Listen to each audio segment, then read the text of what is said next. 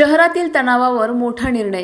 30 आरोपींना 3 दिवसांची पोलीस कोठडी. कोर्टातील जोरदार युक्तिवाद.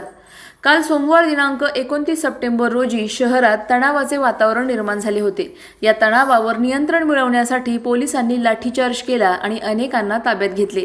ताब्यात घेतलेल्या 30 आरोपींना आज न्यायालयात हजर करण्यात आले. न्यायालयात आरोपींच्या वकिलांनी जोरदार युक्तिवाद केला की या जमावाचा कोणत्याही प्रकारे हिंसा करण्याचा उद्देश नव्हता. पोलिसांनी निवेदन न घेता थेट लाठीचार्ज केला. त्यामुळे अनेकांना गंभीर दुखापती झाल्या आहेत.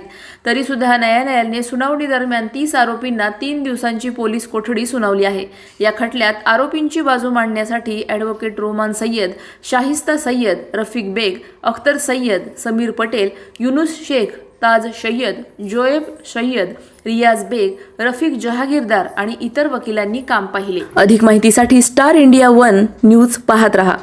चॅनलला सबस्क्राईब करा आणि अशाच अपडेट्ससाठी बेल आयकॉन दाबा.